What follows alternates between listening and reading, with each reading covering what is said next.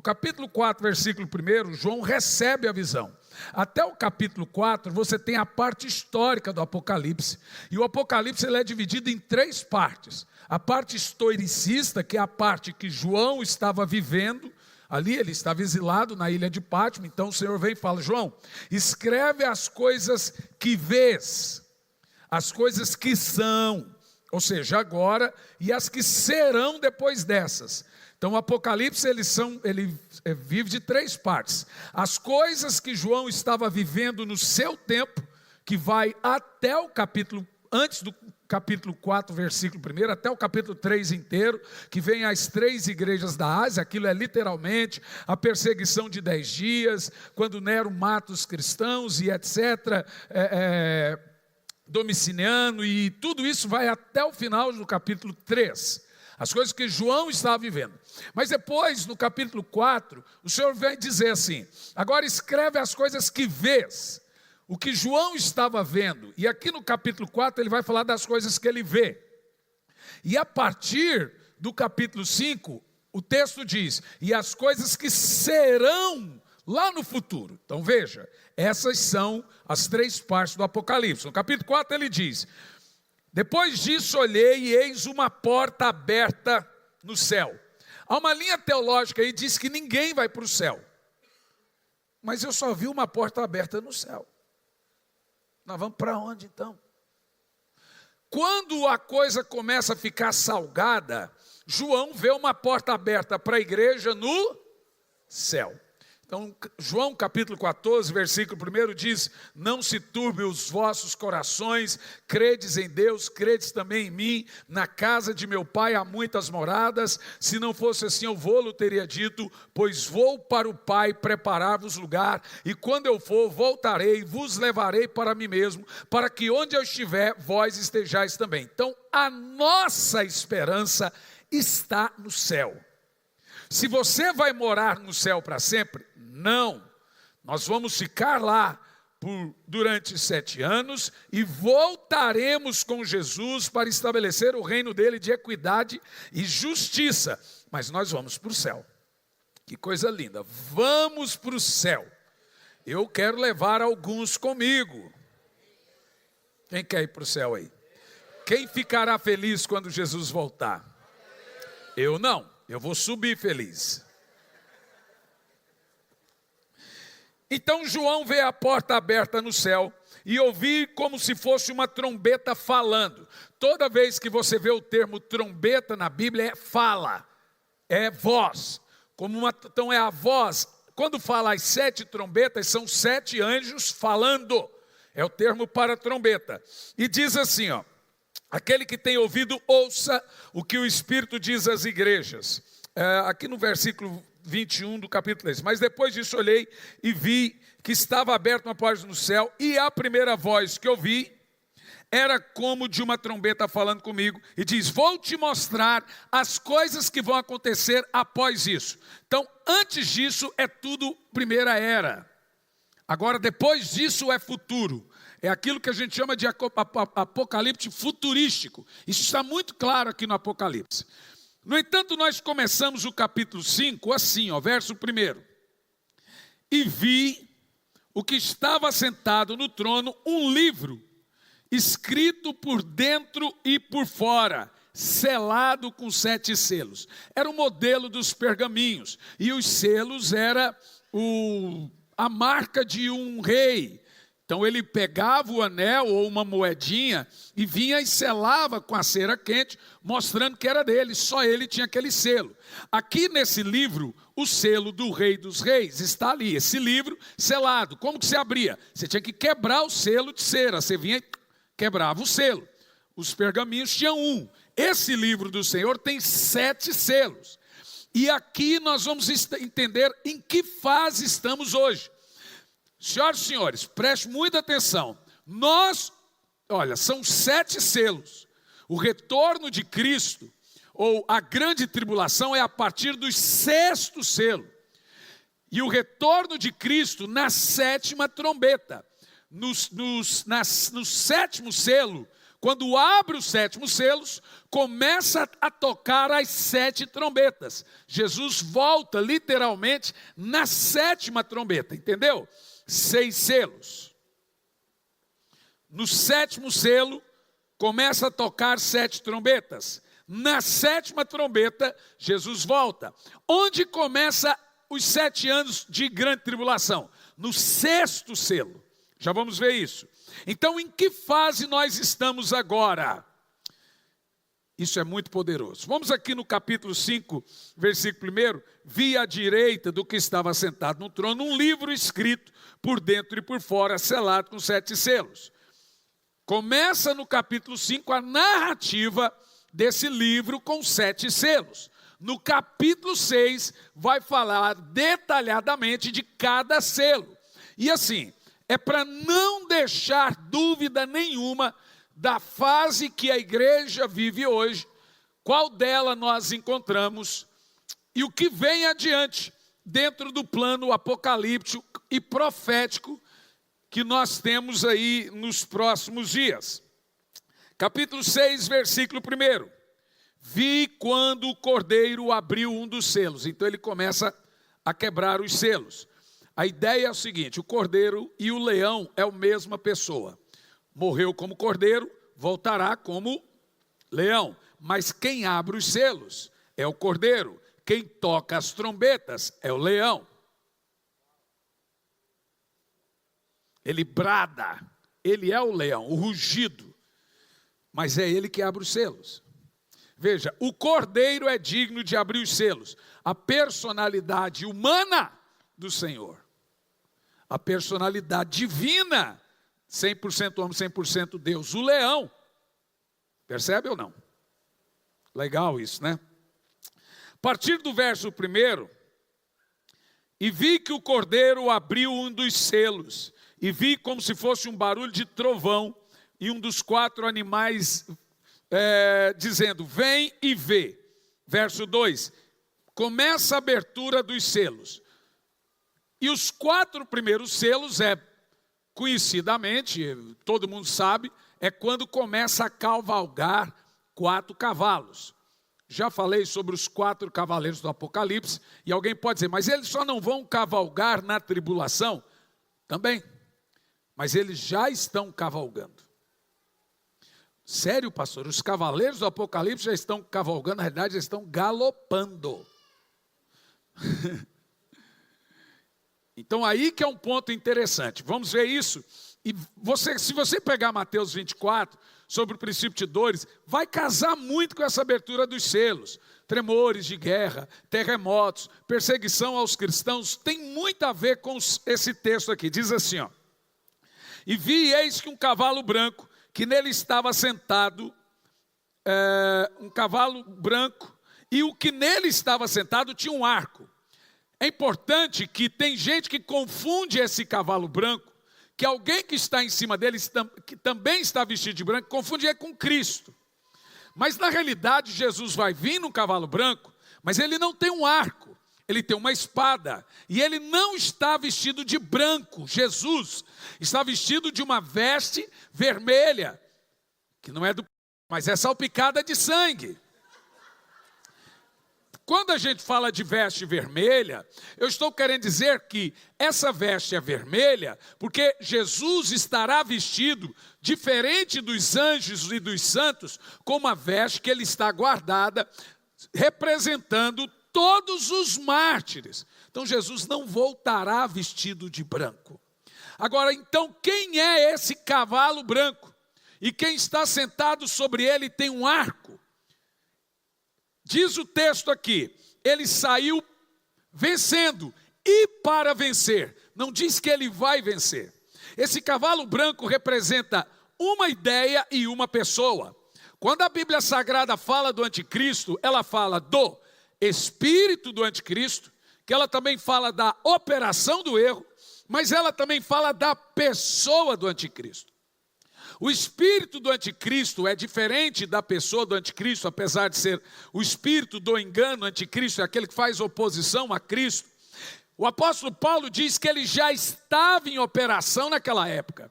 É o espírito da mentira, do engano. De acordo com Romanos capítulo 1, a partir do versículo 18, do céu se manifesta a ira de Deus sobre toda impiedade, toda injustiça do homem, daquele que detém a verdade, troca a verdade pela mentira, confunde. Então, o apóstolo Paulo chama isso de operação do erro. É aquele que inverte a verdade e troca ela. Você pensa que é verdade, mas é mentira. E essa operação do erro é uma disposição mental ideológica.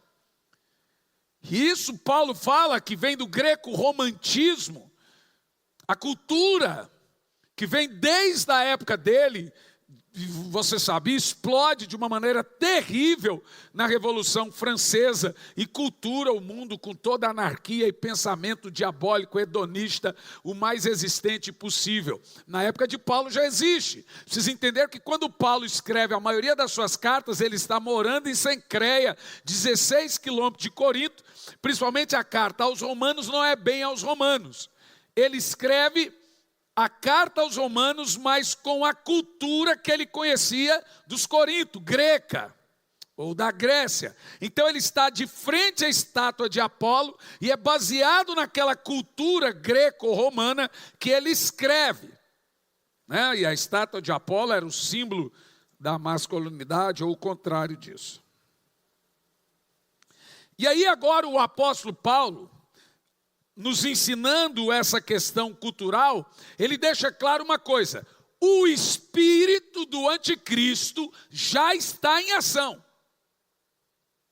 Vamos ver esse texto, 2 de Paulo aos Tessalonicenses, no capítulo 2, a partir do versículo 6 ao 11, você vai entender o que faz, o porquê que a pessoa, o homem anticristo ainda não veio. E o diabo vem treinando o mundo para a figura do anticristo. Vem muitos anticristos no mundo. Então, o próprio texto diz, há muitos anticristos. Mas a figura, o homem anticristo, a pessoa anticristo que vem com toda a eficácia de Satanás, está reservado para os 7 anos de tribulação. E diz assim, agora vocês sabem o que detém. Detém a pessoa. Agora ele fala sobre a pessoa e o espírito, para que ele seja revelado ao seu tempo. Então, sufixo masculino, pronome pessoal, está falando de alguém, de uma pessoa, não de um pensamento. No entanto, ele continua, a verdade é que agora temos a diferença da ideia, que é o mistério da iniquidade, para a pessoa. A pessoa no verso anterior, vamos lá. E agora vocês sabem o que está olha lá, artigo definido, sufixo masculino, pronome pessoal, deixando claro que não é uma ideia ou um espírito. Aqui está falando de uma pessoa. Para que ele, pessoal, a pessoa, próximo verso, saia a pessoa, agora ele vai falar da ideia, do que ele vai promover. A verdade é que o espírito da iniquidade, operação do erro, o ministério da iniquidade já opera. Viu? A pessoa ainda não existia e nem tinha vindo, e vai ser reservado agora para o final, ser revelado, mas já na época de Paulo, já tinha o espírito do anticristo, que foi esse espírito que matou Jesus. E ele diz assim, mas resta que seja afastado aquele, agora é outra pessoa, que detém a pessoa do anticristo. Olha que interessante, o espírito do anticristo já existia, que é o espírito da mentira. E só tem uma coisa no mundo que faz oposição ao espírito da mentira, o espírito da verdade, que é o Espírito Santo. João capítulo 16, versículo 9. João capítulo 14, versículo 16 e 17. Fala que o Espírito Santo é o espírito da verdade. E esse espírito da verdade está na igreja.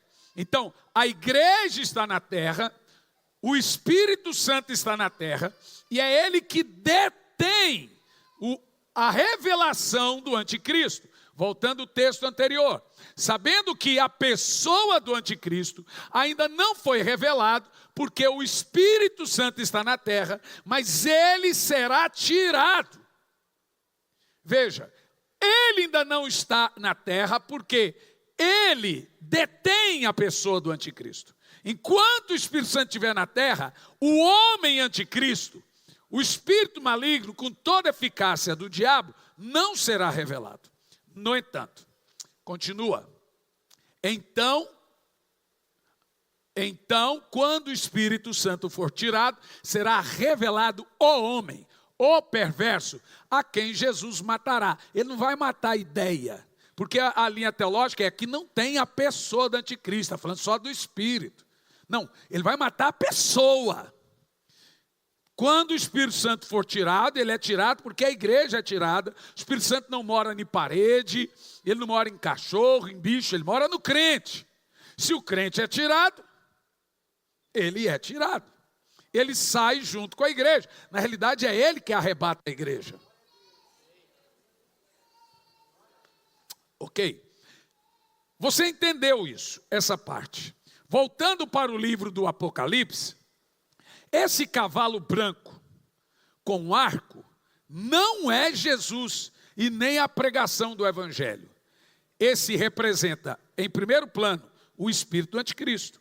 E o espírito do anticristo vem antes da figura, a pessoa do anticristo. Por isso que ele saiu vencendo. O mundo jaz no maligno, culturalmente diabólico. Mas, e para vencer, como a pessoa do anticristo. Então o cavalo branco já está cavalgando como espírito do anticristo. E não está cavalgando como a figura, a pessoa do anticristo. Vocês compreendem o que eu estou falando? A operação dele, os planos dele, a ideia dele, a cultura dele já está no mundo. Então nós já temos o cavalgar do espírito do anticristo. Está muito claro para os irmãos. Esse é o cavalo branco do Apocalipse. Perceba que a abertura do primeiro selo é o espírito do anticristo, a cultura hedonista, satanista, diabólica, greco-romanista, tudo que faz oposição aos valores bíblicos, cristãos, judaicos, de toda a moral do mundo. Isso é a cultura e o cavalgar do cavalo branco, que terá toda a sua eficácia na pessoa do anticristo nos 7 anos de tribulação. A abertura do primeiro selo, então, é o cavalo branco. Então, nós já temos esse cavalgar, ok, gente? O mundo jaz no maligno, a cultura do mundo é completamente absurda. Está muito... Cada vez que... Veja, ao decorrer que os anos vão passando, as coisas vão ficando mais claras. Você não tem como saber qual lado agora, fica fácil. No entanto, temos a abertura do segundo selo. E havendo aberto o segundo selo, gente, ponderem todos os sinais dos cavalgares, ou do cavalgar dos cavalos. E ponderem com Mateus 24. Ponderem com o que Jesus fala sobre o princípio de dores. E vamos analisar em que fase nós estamos. E vi, aberto o segundo selo, ouvi o segundo animal dizendo, vem e vê. E ali saiu outro cavalo, um vermelho. E o que nele se assentava, foi-lhe dado o poder para tirar a paz da terra, e que matasse uns aos outros. E uma espada, a espada representa a guerra, está claro para nós. Então veja bem, nós tivemos 2 guerras mundiais, estamos na iminência de uma outra. Nós estamos vivendo um terror. Veja, o mundo nunca teve paz, inclusive aquela parte ali da União Europeia. E a União Europeia é marcada com sangue desde quando saquearam o imperador dentro do Senado, Júlio César. Os próprios senadores esfaquearam. Então aquilo ali foi banhado com sangue. Então é um imperador romano assassinado atrás do outro, Calígula e Júlio César. E gente, aquilo não tem paz. Aquilo é sangue do início ao fim. Se odeiam, um país odeia o outro, é uma coisa terrível. Isso é histórico. Isso é endêmico. Nós precisamos entender que esse cavalo vermelho, que é o que produz guerras, Jesus não disse isso lá, que iriam ter guerras e rumores, guerras, Mateus 24. Como nós podemos dizer que o cavalo vermelho vai cavalgar só na tribulação? Vai, ali vai ser, ou seja, multiplicado o que vemos hoje, é evidente, mas ele já está cavalgando. É esse cavalo vermelho que tira a paz do mundo e promove guerras. Que fase nós estamos hoje? Quarto, e saiu outro cavalo, né? Esse é o segundo, né? Verso 5. E havendo aberto o terceiro selo, ouvi um terceiro animal dizendo, vem e vê. E olhei e eis um cavalo preto. Então temos o branco, que é o espírito engano do anticristo e futuramente é a figura do anticristo. Temos o vermelho, que é o que tira a paz e promove guerras e destruição no mundo. E agora temos o cavalo, verso 5, o cavalo preto. O que o cavalo preto representa? Diz assim, o cavalo preto, o que estava sentado sobre ele tinha uma balança na mão.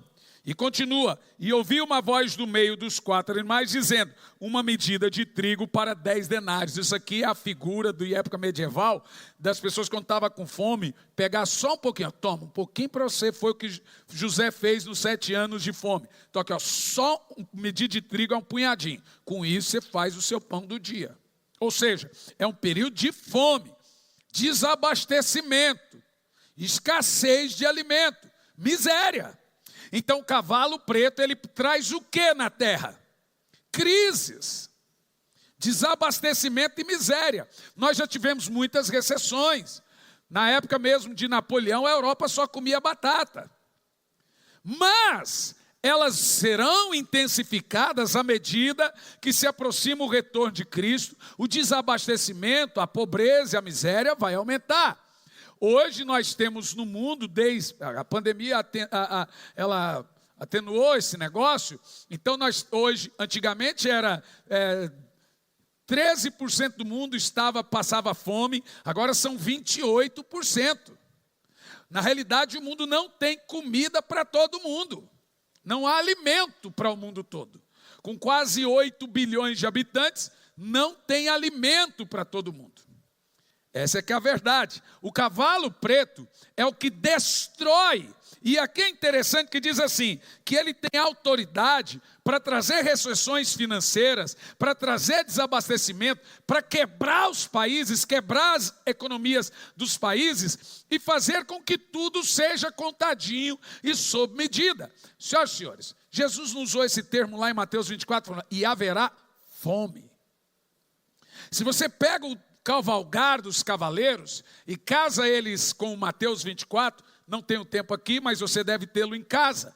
Você vai perceber que nós estamos exatamente nas fases que Jesus chama de dores de parto, princípio de dores, que ele usa como exemplo.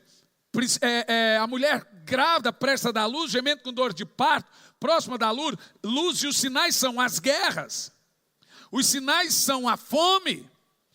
E existe um outro sinal aqui no próximo cavalo, verso 6, verso 7.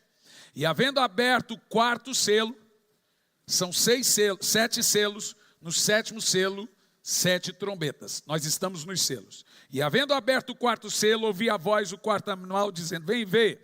E olhei e eis um cavalo pálido. A palavra pálido ali a gente chama de cavalo amarelo, mas na realidade não é bem amarelo. É aquele cavalo pálido de quando a pessoa está morta. É a cor de uma pessoa morta, meio amarelada. Por isso que aqui nessa versão King James usa o termo certo, pálido. Pessoa amarela. Não é esse amarelo ali, igual o Zeca está vestido. É mais, vai parecer que a cor dessa cadeira aí, eu não sei se eu estou daltônico, mas é uma cor de sem sangue. Cavalo pálido. E aqui que está um negócio interessante. Quando eu assisti, um camarada perguntou, por que sua igreja é preta? O preto representa a morte. Eu falei, e a sua que é amarela?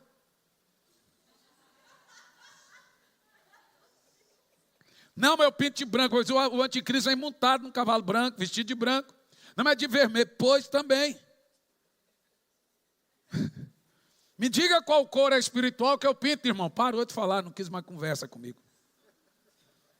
Você é besta. E assim disse, ó, esse cavalo pálido, ele, olha que coisa interessante, eis um cavalo pálido, e o nome dele estava sentado, se chama Morte. O que esse cavalo traz? Poderia ser o vermelho também. O vermelho também traz morte. Mas ele é diferente. Você vai entender que coisa assustadora. E diz assim, ó. O inferno o seguia.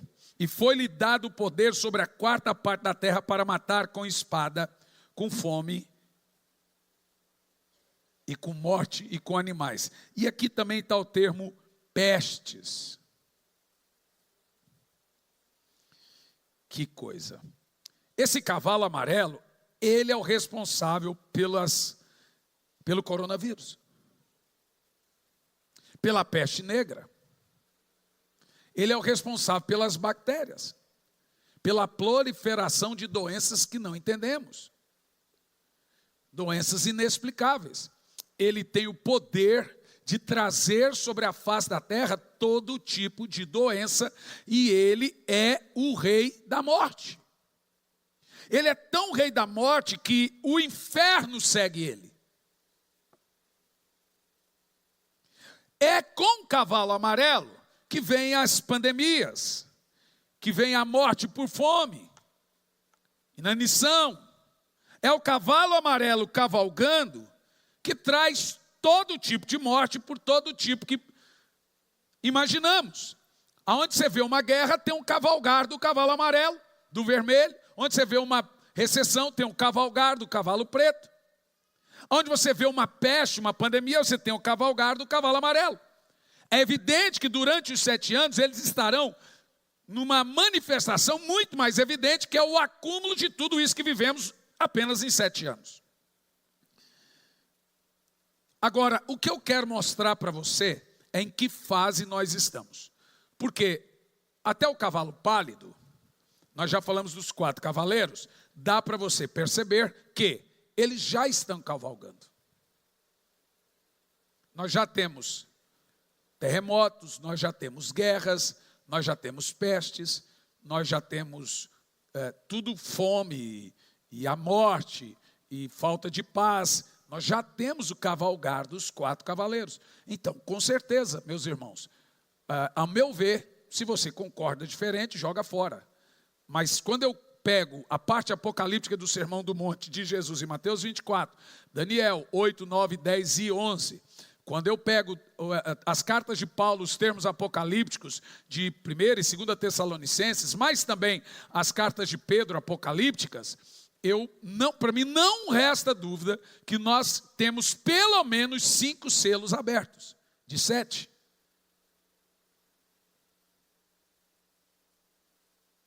Vou te mostrar isso aqui. Abertura do 5º selo. Quando ele abriu o 5º selo. Aqui que é uma coisa fantástica. Vi debaixo do altar as almas dos mortos. Aqui o 5º selo mostra a perseguição aos cristãos. Olha que coisa. Os 4 selos são os cavalos do Apocalipse. O 5º é uma perseguição. Mas quando vem a perseguição e depois de quê? Vejamos isso aqui. Eu tive que fazer uma anotação. Nem tudo a gente consegue ter de cabeça. Então, algumas a gente anota.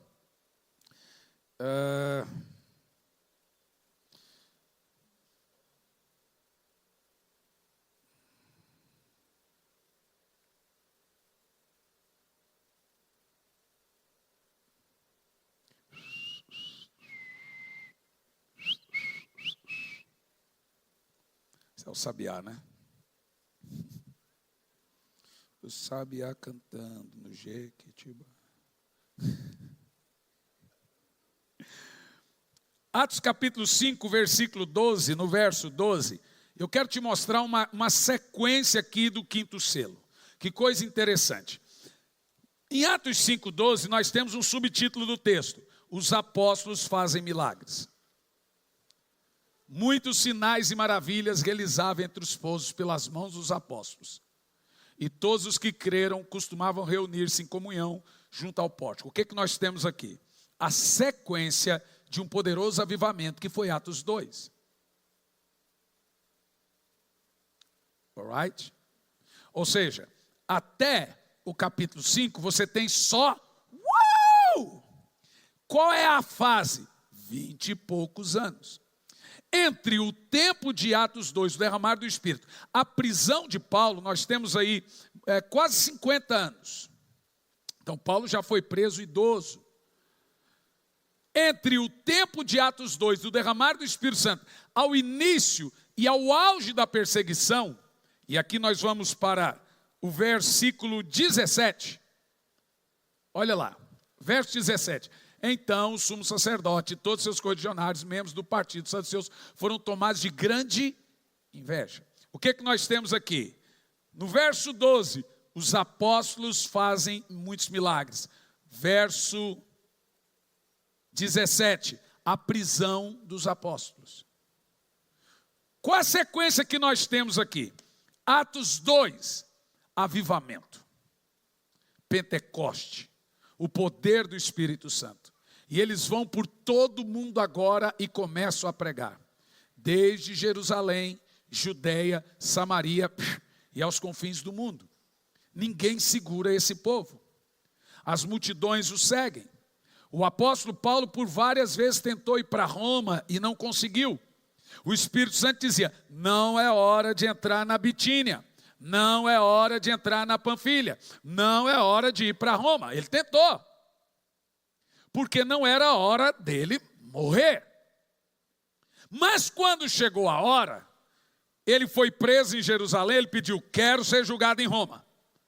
Aí o imperador, o governador de Jerusalém falou, você é louco? Eu ia te soltar aqui, mas lá em Roma você vai perder a cabeça. Ele falou, essa é a ideia. Por favor, fecha as portas, que eu não estou afim de dançar carnaval. Ah, mas que tem uma pequena ali. Agora, olha que coisa interessante. Não era a hora de Paulo morrer. Era a hora do avanço do evangelho. Quando chegou a hora, aí ele entrou no barco e foi para Roma. Porque agora Paulo não queria só morrer. Ele tinha que ganhar Roma. E como ele faz isso? Preso. O avivamento foi tão grande dentro do Império Romano. O Império Romano tinha mais de 1 milhão de habitantes. Olha que coisa. Foi tão poderoso que dos 14 bairros, 11 eram cristãos. Se você pegar proporcionalmente, eu fiz essa proporcionalidade, fui fazer os cálculos, nós estamos falando de 78% da cidade convertida. Paulo era um cara tão louco, que tentaram tirar ele da cadeia. Uma pessoa não entende, vamos tirar Paulo da cadeia. Então Lucas estava na casa de Priscila e Áquila, e foi tentar libertar Paulo, falou, vocês estão loucos? Minha hora agora é de ganhar os presos. Voltem para casa. Só pretorianos, que são soldados de elite, ele ganhou 14 mil. E o homem preso. A coisa foi tão poderosa em Roma, que a saudação das cartas era o seguinte, todos os santos vos saúdam. Paulo dizia, inclusive os de dentro do palácio da casa de César. De quem que ele está falando? Ele está falando dos soldados, ele está falando dos aristocratas, e ele está falando dos escravos. Então aquele momento, era o momento de salvar todos. A coisa foi tão tremenda que tinha crentes que se vendia como escravo para poder ganhar os escravos. Você está doido ou não? Qual é o meu tempo agora? É momento de me vender como escravo. Diz a Bíblia que eles recusavam ser livres. Por quê? Cada um tinha uma missão. Seu chamado é para cadeia, então vai preso. Seu chamado é de escravo, então vira escravo. Seu chamado é de soldado romano, então vire um. Que coisa. Quando eu falo sobre isso, como a igreja é perseguida, e aonde entra o avivamento nessa fase, eu me lembro do avivamento morávio. Em 1400, início de 1400, Deus levantou um moço chamado John Hus. E John Hus é um pré-reformador que começou a pregar o que é hoje República Tcheca, antiga Praga, hoje é Praga também. O que é hoje República Tcheca ali. Ele começou a pregar sobre arrependimento e santidade e veio um avivamento sobrenatural. Savonarola em Florença. Só que John Hus começou a pregar contra a luxúria e ele partiu para um lado que foi perigoso na época, que é contra o clericalismo. Porque quando você prega o sacerdócio universal do crente, que ele tem acesso a Deus, que ele não precisa de ninguém para chegar até Deus, você está pregando contra papado. Aí você vai morrer mesmo. E agora John Hus começou a pregar. O que acontece? O Papa queima ele. Esse homem recebe um apelido de pequeno ganso, porque ele profetiza. Lutero, como também Savonarola profetiza, também foi queimado em Florença, e John Hus diz: hoje vocês queimam esse pequeno ganso, mas daqui 100 anos vai vir um enorme cisne, que vocês não vão conseguir queimar. Aí ele profetiza Martim Lutero. 100 anos depois, vem Martim Lutero. O problema é que todos os que ganharam, foram salvos, se arrependeram e receberam a palavra através de John Hus, se tornaram russitas e começaram a ser perseguidos. Através de John Hus vem um movimento chamado pietista, não é petista, é pietista. Pietistas é a turma de irmãos devotos à santidade, à vida de oração, a vida de fervor espiritual que a Igreja Católica era contra. E esse turma, onde se juntavam, eram perseguidos. E eles se tornaram milenários, centenários, né? Porque são os russitas, aonde iam eram perseguidos.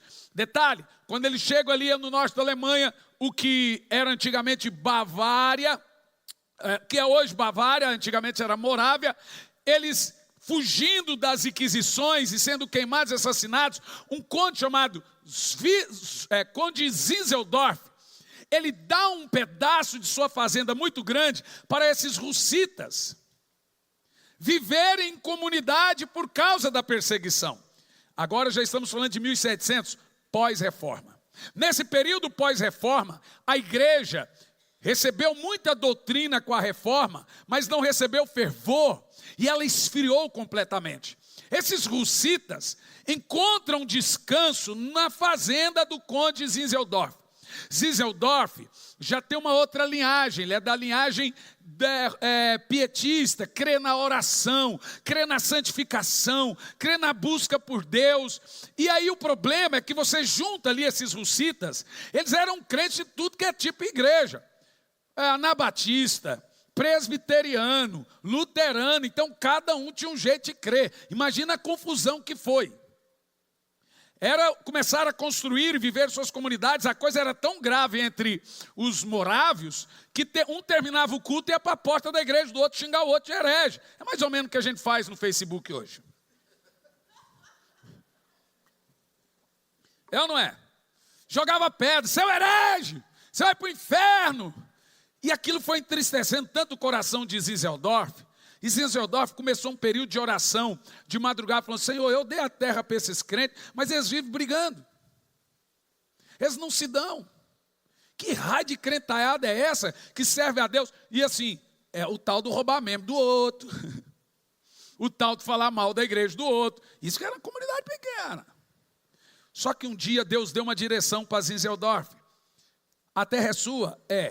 Faz esse povo assinar um tratado que para viver na sua terra não pode fazer isso, aquilo outro, senão sai fora. Só que o povo não queria ir embora, porque senão eles seriam mortos. Eles eram protegidos do conde. O conde chegou um dia e falou assim: é o seguinte, para viver na minha terra, se falar mal do outro crente, vai ser mandado embora. Se não sei o que, e fez todo mundo assinar uma carta. De que iriam conviver em unidade, e que todo dia iriam orar juntos, e ler a Bíblia juntos. Senão não podia ficar na fazenda dele. Bom, eles não tinham alternativa. Aceitaram. Ali começou, através do conde Zinzeldorf, ele montou uma torre, a primeira torre, 24/7, oração 24 horas, por 7 dias na semana. A ideia era que eles orassem um pouco, eles foram obrigados, no início eram obrigados, mas aquilo desencadeou, gente, o maior avivamento da história. E até os morávios nunca tinha existido missões. Eu falo missões transcultural, entrar no outro país, pegar a cultura do outro país, ganhar Jesus em outro país. Isso nunca existiu. Os morávios são chamados pais das missões modernas transculturais, que passaram a estudar culturas, porque eles começaram com 3 coisas. Qual foi o segredo do avivamento de Atos? Qual foi o segredo do avivamento dos morávios? 3, basicamente, coisitas. Primeiro, se uniram. Não há avivamento sem unidade. Você quer ver um lugar onde o Espírito Santo entristece? É quando tem confusão. Atos dos Apóstolos era o coração e a mente de todos. Antes deles começarem a orar, eles se uniram para orar. Então hoje você tem avivamento da Assembleia, avivamento da Batista, avivamento da Quadrangular, cada um tem um avivamento à la carte. Não, aqui na minha igreja o avivamento é assim, eu quero X tudo, mas não gosto de milho. Não gosto de ovo. Eu quero um avivamento do meu jeito. É porque na minha denominação eu não creio dessa forma. Não vai vir avivamento. Enquanto nós não colocarmos de lado as diferenças, em primeiro lugar, teológicas.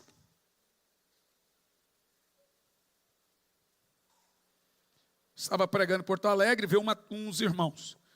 Pastor, agora, eu amo tanto ouvir alguns pregadores, mas eu estava ouvindo o pastor David Show, e a minha igreja crê diferente do pastor Show. Será que ele é salvo? Irmão, eu queria avançar na mulher. Eu falei, você está falando do cara que ganhou a Coreia do Sul praticamente inteira para Jesus, só a igreja dele 1,5 milhão de almas, um cara que orava mais de 5, 6 horas por dia, e você já ganhou quantas almas? Talvez meu filho. Eu falei assim, como você chegou à conclusão de que você pode julgar se pastor Show é salvo ou não? É porque você tem uma ideia teológica, filosófica disso. Você sabe, o avivamento não vai vir. Uma pessoa quando se converte, ela não quer saber se você é calvinista, arminiano, taxista, se você é o que lá, sei lá, se você crê que Jesus vem antes, depois, no meio. Ela quer saber da cruz. Sabe, uma das coisas que o diabo pegou e jogou a igreja no meio da confusão e que virou Babilônia, uma é política. Ninguém se acerta mais. A outra é a teologia. Porque a teologia, ela só é bênção quando ela é regada de fervor. Senão é puro ego.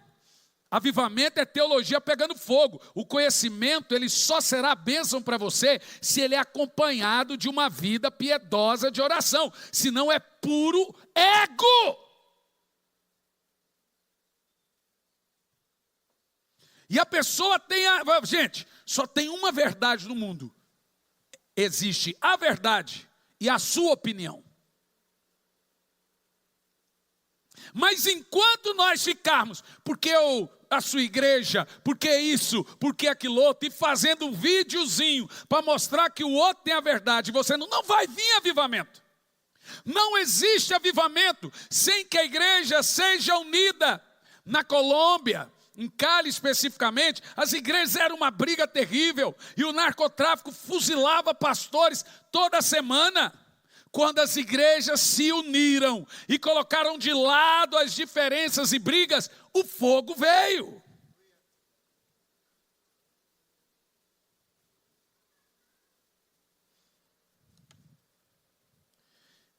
Por que nós pensamos que a minha fé é superior à do outro? Porque eu creio assim, é muito... Irmão, você consegue imaginar um orgulhoso orando? Senhor, eu me agradeço. Preciso de mim. Quão grande és mim. Quão grande sou eu. O cara arrota em línguas. Eu consigo ver que tipo de oração faz um orgulhoso. Eu sei. Ele começa com justiça própria. Senhor, fulano fez, fulano fez, fulano fez. Lembra do cara? Obrigado que eu não sou pecador como ele. Essa é a oração do orgulhoso. Quando você começa a perceber aqui, vamos entender o segredo para o avivamento moraviano e o segredo para o avivamento de Atos e de todos os avivamentos. Começa com deixar de lado as diferenças. Esse é só o início, porque unidade é diferente de uniformidade. Uniformidade é todo mundo vestir uniforme, uma farda. Isso não é unidade. A unidade também ela tem regras. Não vou falar sobre isso, mas a igreja tem que saber com quem ela faz unidade e com quem ela não pode fazer. Você não pode ter unidade, por exemplo, com quem é idólatra. Unidade com quem ama o pecado. Paulo diz a esse nem saudeis. Com crente que conhece a verdade, mas prefere viver a prática da injustiça. Esse você não tem unidade. Você tem unidade com os irmãos que professam a mesma fé, creem no mesmo Cristo, servem o mesmo Deus. Mas eu não vou falar sobre o quesito unidade agora, porque há situações que a Bíblia diz que você não pode ter unidade. No entanto, não é só unidade. Não é só a igreja se unir. Eu acho bonito esse movimento agora. Mas será que quando passar a política vão continuar orando e jejuando e buscando assim? Será que, eu gostaria muito que a igreja se esforçasse buscando por avivamento, igual ela está esforçada agora. Aí o negócio funcionaria. Se ela usar da mesma força, o mesmo esforço, meu Deus do céu. Se unir do jeito que está, maravilha. E tem que se unir mesmo. Não estou questionando a fato de unir. Eu quero dizer o seguinte, vamos nos unir também para buscar avivamento e salvar pessoas da mesma forma? Porque aparentemente agora todos estão falando a mesma língua e deixar de lado as diferenças. Entenderam? Vocês entendem o que eu estou falando? Quem entende o que eu estou falando aí? Em prol de um bem comum, ninguém quer nem saber a teologia do outro. Maravilha, bacana. É assim mesmo.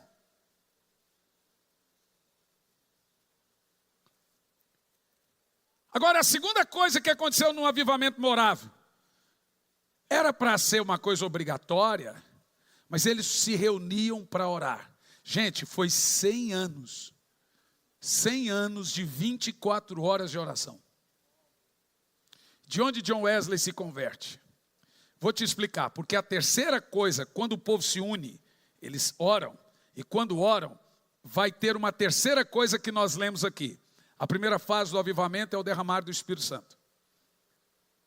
E agora esse povo orando tem uma outra e a mais radical de todas as fases, que aconteceu em Atos. Eles foram, obedeceram o ID, porque eles estão tão apaixonados pelas experiências que eles têm, que foi ali com os morávios em 1700, que eles começam a orar em línguas, profetizar. Nós temos muito relatos deles tendo visões de Jesus, tendo revelações, profetizando, e etc, e etc. E aí acontece um negócio tremendo. No final das contas, eles começam a se vender como escravos, igualzinho à Bíblia. Gente, é chocante. E agora John Wesley está dentro de um barco, desanimado, vindo da Geórgia, missionário na Geórgia, diácono da igreja anglicana, não ganhou uma alma, e o barco começa a afundar. Ele estava vindo como missionário, e um grupo de morávios estava indo como escravos. Eles se vendiam como escravos. E agora o barco começa a afundar. E enquanto o barco vai afundando, John Wesley fica com medo de morrer. E medo, era crente. Mas ele olha e vê uns irmãos orando em língua e cantando. Nesse dia ele percebe que ele não era crente. Quem tem medo de morrer não é crente. John Wesley entra em crise e chega lá, escuta, vocês não estão com medo de morrer? Ele falou, o quê? A gente se vendeu como escravo e tem medo de morrer? John Wesley entra numa crise tão grande, que quando ele chega na Inglaterra, ele vai visitar a cidade lá dos morávios, ele vai visitar aquele interior da Alemanha, e ali ele recebe o fogo de Deus, e depois desemboca isso na Inglaterra e varre pelo mundo. Por quê? Porque um dia, ali começou tudo. Nós estamos aqui porque um dia um grupo de irmãos abandonaram a indiferença, abandonaram as intriguinhas e começaram a orar, e depois eles começaram a ir pregar o evangelho e fazer missões. Ao nível mais radical, pais venderam os filhos, maiores de 18 anos, como escravos. Nós estamos aqui, dali nasceu as missões, não existia. Você já imaginou? Se esse povo não tivesse se vendido para os barcos negreiros, que o Brasil na época era exportador de barcos negreiros, você sabe a história. Então eles começaram a ir para as Américas, a ir para onde puderam ir como escravos. Qual era o intuito? Pregar, senhoras e senhores.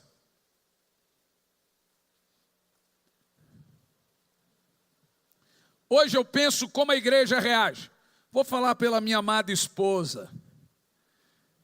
Então agora, não vou falar qual país, vocês sabem qual, mas agora está sendo gravado. Que eu fui ameaçado de morte. Não aparece aqui, mataram 2 lá, jogaram o corpo no lixão, mandaram foto, não aparece que você morre. Então veja, quando eu falei, minha esposa falou, credo amor, eu falei, é assim que a gente trata morrer por Cristo? Credo. Credo, pastor. Eu falei, irmão, deixa eu falar uma coisa, eu estou pronto. Eu não tenho medo. Na realidade eu até quero. E quando chegar o dia eu vou falar, Senhor, demorou muito. Se isso chegar, chegou, eu fui preparado para esse dia. E agora sabe como os crentes hoje lidam com esse fato? Ui, pastor, Deus o livre, é assim. Você sabe que dali que surgiu a frase que todo mundo repete, canta ela, porque quando John Wesley perguntou para eles, como vocês se vendem como escravos? Eles falam assim, para que o cordeiro receba a recompensa do seu sacrifício. É nesse contexto que o sal é tempero do mundo. Jesus deixou claro que se a igreja não for perseguida, se não tiver mártire, o sal para nada presta. É isso, pastor, quer ser sal do mundo? É. Ele diz, bem-aventurados sois vós, quando vos perseguirem. Então a perseguição ela tem muitos níveis. Primeiro nível de difamação, disserem todo mal contra vós. Ou caluniando, tem também um nível psicológico. Mas tem um nível mais radical, que é o nível de matar mesmo. Gente, essa perseguição nós já temos. Nós não temos aqui, é o nível radical, de matar o cara por amor a Cristo. Mas nós já temos a perseguição filosófica, a zombaria, o escarnecimento. Isso aí tem desde do colégio. Lá na escola dizia, ô crentinho, aleluia, farinha no prato, bolo na cuia. E lá vai um crente. Você vê isso na televisão, você vê no escárnio, brincando com Jesus. Então já existe a perseguição filosófica, ideológica, a perseguição de escárnio, mas ela tem um nível mais terrível. A Bíblia diz, chegará o dia em que as pessoas irão matar vocês, pensando estar fazendo um favor a Deus. Todo muçulmano crê nisso, ele pensa estar fazendo um favor a Deus. Então escute bem o que eu estou lhe dizendo, escute bem. Guarde, para você nunca mais esquecer, você e os milhares que nos assistem. A perseguição começou na Ásia, como o Evangelho. O Evangelho corre mais que a perseguição. Ele chega antes, depois dele a perseguição. O Evangelho começou na Ásia e correu. Depois veio a perseguição começou na Ásia e correu. O Evangelho veio para a Europa e correu. Agora a perseguição ideológica chegou na Europa e correu. Agora o Evangelho veio para as Américas e está correndo. A próxima agora é a perseguição. Olhe para mim, há 2 meses atrás, queimaram igrejas no Chile, aqui do lado. Não tem um país nas Américas que hoje não tenha um tipo de perseguição. O Brasil é o último bastião da liberdade e, entre aspas, que não há mais liberdade. Por exemplo, se você pega a Ásia, então a Ásia você tem Coreia do Sul, você tem, Coreia é liberdade religiosa, mas Coreia do Sul é o número 1 hoje em perseguição. Você tem 400 mil cristãos presos, você tem 80 mil presos em gaiola. Você sabe como é que um cristão cultua na Coreia do Norte? Vou te contar. Nas florestas, escondidos, sem nenhuma luz, em toda a penumbra. Por quê? Para que ninguém veja a face de ninguém, para correr o risco de um desistir lá e trair. Então eles não podem se conhecer para ninguém entregar ninguém. Então há uma história da Coreia do Norte, e vocês sabem, nós temos uma agência missionária, nós trabalhamos com missões a vida toda. Você tem um pastor que é missionário. São 70 e poucos países. Hoje estava vindo de Porto Alegre. Do meu lado o rapaz, você sabe, tem gente que gosta de puxar assunto. E eu com sono, e o cara puxando assunto. E ele falou assim, rapaz, eu estou viajando. Você está vindo da onde? Eu falei, bom, como você veio de Porto Alegre. Ele disse assim, pois é, rapaz, é que para mim, o meu trabalho, eu lido com todo o Rio Grande do Sul. Todo o Rio Grande do Sul está debaixo da minha responsabilidade, do meu trabalho. Então, minha função na empresa é todo o estado. Ele falou, e você? Eu falei, como que eu vou te explicar isso? A sua é o estado do Rio Grande? E o seu patrão? Eu falei, o meu também, ele me dá muita coisa para fazer. E o seu é qual estado? Eu falei, olha, é estranho eu te explicar, porque o meu patrão não me deu um estado. Então você vai para onde? Ele falou, olha, já são 70 países. Ele falou, como tudo isso? Eu falei, rapaz, não dá para te explicar, deixa isso para lá. Estou te falando. Eu durmo num país e acordo em outro. Ué, você vê o Luciano Subirá, estava ontem na Itália, hoje de manhã está em Portugal. Tem gente que não entende esse negócio, não dá para você sair explicando. Só sei dizer para você que é mais ou menos assim. Minha família está dentro do carro, indo para São Paulo para passar uma semana comigo enquanto prego. É assim. Senão você não vê a família. E tem gente que pensa que isso é passeio. Vamos passear comigo, você não aguenta uma semana. Tem uns aqui que começou e desistiu. Aí, ó. Olha, ó. Não aguentou o tranco. Hoje você fala, morre o papagaio, o periquito. Ah, pastor, veja bem, esse aqui, o Zega, tem uns aí, ó. Estou brincando, brincadeira, Claudinho. Sempre estão dispostos a servir. Mas tem hora que o meu filho perde arrego com 19 anos. Ah, pai, eu queria ficar em casa. Então deixa eu te falar uma coisa. O evangelho corre. Ele tem uma velocidade mais rápida, mas a perseguição vem atrás. Como nós lemos o texto, por causa de ciúmes, inveja e o espírito do anticristo. Então olhe bem para mim. Qual fase nós estamos agora? Avivamento. Por que o avivamento é necessário? Eu te explico. Porque se não tivesse o avivamento de Atos 2, eles não suportariam a perseguição 20 anos depois. Eles apostatariam.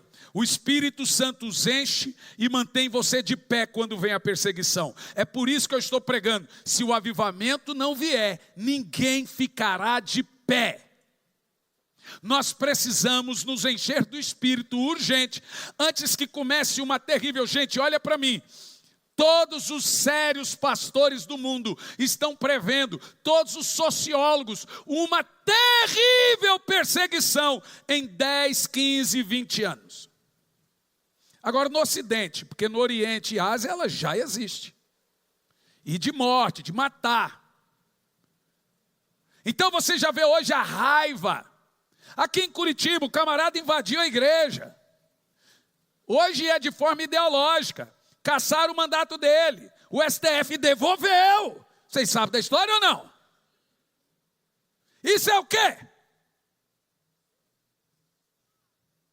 Pandemia. Foi um ensaio. Ensaio. As pessoas não entendem que o espírito do anticristo já está em ação. Ou você busca Deus agora e se enche de Deus agora, ou você não vai ficar de pé. Essa frieza espiritual sua tem um nome daqui 10 anos: apostasia. Quando Jesus diz, aquele que perseverar até o fim será salvo, é aquele que aguentar a perseguição, que aguentar a pressão psicológica, que não negar a sua fé. Quando a Bíblia diz que os covardes não entram no reino de Deus, é o covarde que nega ele mediante a perseguição. Covarde!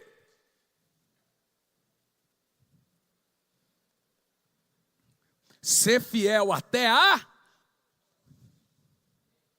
Ser fiel até a... Então seja honesto. Quem não está pronto para morrer por Cristo hoje é porque não está vivendo com Ele. você tem uma experiência religiosa e não com Deus. Se você não aguenta suportar um copinho de cachaça, sair da cama para vir num culto, você acha que você vai aguentar um tapa? Você não consegue resistir ao pecado, vai resistir perseguição?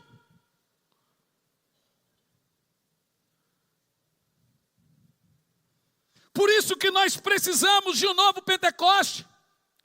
Porque aqueles que estiverem com fervor, nem o calor do fogo calou a boca deles. Precisamos do fogo do Espírito Santo. Senão não ficaremos de pé. Então em que fase nós estamos hoje? Pré, grande, extra, mega, ultra perseguição. Para que serve o avivamento? O avivamento é para você suportar. Eu não sei o que virá daqui 20 anos. Não é a minha mensagem. Como eu disse para o meu filho que estava pregando, falei, Jean, pregue avivamento. Porque é a mensagem que Deus nos deu. E depois disso, falei, não sei quem que ele vai levantar para falar sobre isso. A minha mensagem é de esperança, porque avivamento é de esperança. O Senhor vai te encher, seus filhos serão salvos, seus filhos serão profetas. Essa é a minha mensagem. Mas eu sei o que vem depois. Mas não é a minha mensagem. Mas você tem alguma dúvida que o avivamento precede perseguição? E você tem alguma dúvida que a igreja é arrebatada no meio do calor da perseguição? Pastor, e a tribulação? Aí é depois. Então, por favor, acha para mim, eu acho que é Marcos capítulo 9. Marcos capítulo 9. Deixa claro da perseguição moral.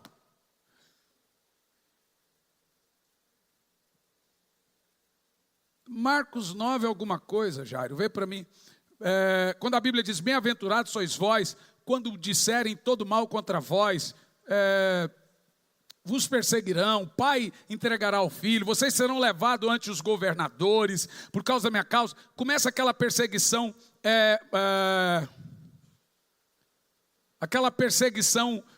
psicológica. O irmão Yun, pastor na China, veio ao Brasil. E esse homem estava tão cheio de Deus, foi pregar aqui na Batista Shalom, do pastor Dilon Vergara. Ele falou, eu sei que vocês aqui no Brasil estão orando para a perseguição na China, acabar, na Coreia do Norte, acabar. Parem de orar. Nós estamos orando para vocês serem perseguidos. O povo falou, por quê? Porque a perseguição depura. Ela separa. Bode de ovelha só fica de pé quem está cheio do Espírito. O resto debanda tudo. O sexto selo, põe o sexto selo, começa a tribulação. Aí começa os elementos dos céus se desfazendo, casando o que o apóstolo Pedro diz, o que Jesus fala também em Mateus 24, 30. E casa certinho com o texto. Então surgirá no céu o Filho do Homem. Mateus 24, 30. Mas Apocalipse. Apocalipse 6, lá na abertura do sexto selo. E o sétimo já é as 7 trombetas. Então em que fase estaríamos hoje, dependendo dessa linha escatológica que eu estou falando? No quinto selo. E o avivamento está entre o quinto selo, que é a grande e extrema perseguição.